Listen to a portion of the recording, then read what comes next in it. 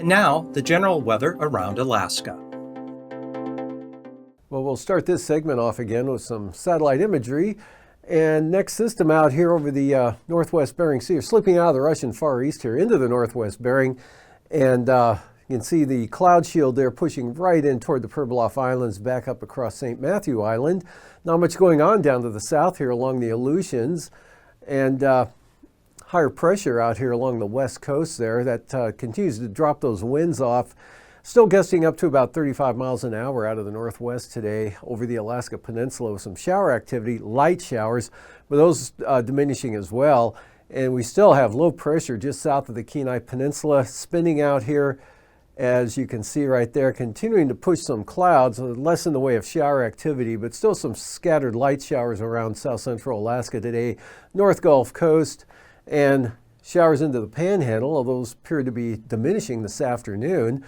And not too bad over the southeast interior, just some scattered showers in this kind of disorganized cloud field here over the interior.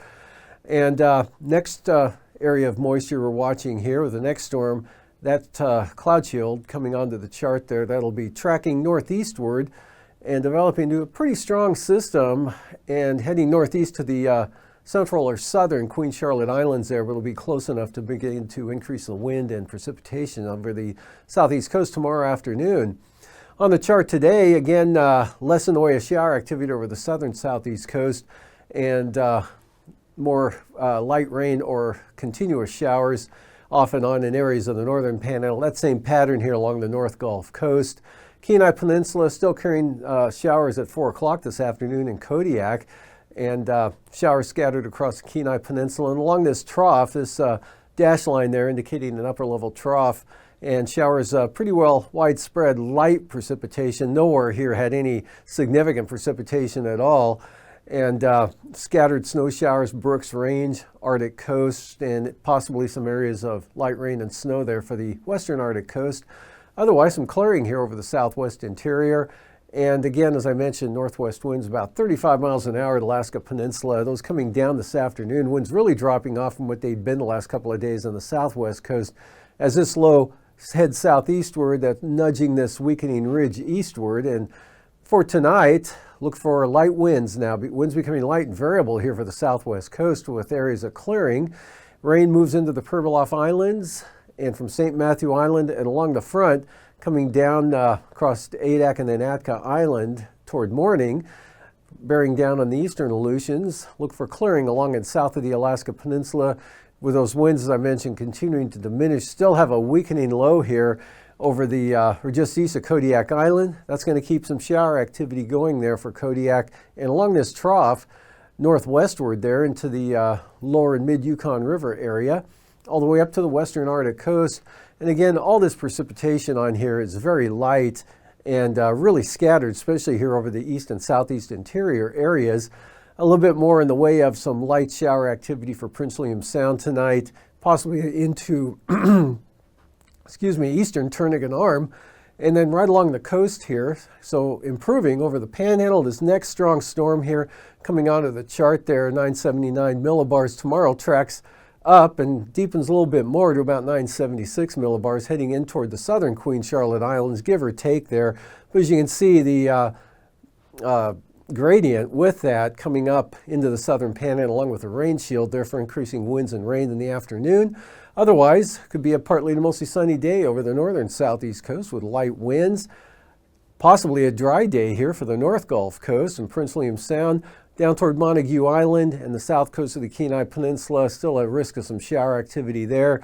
Showers a lot more isolated over south central Alaska and just really the interior here along that trough, looking at mostly cloudy skies with isolated to scatter shower activity.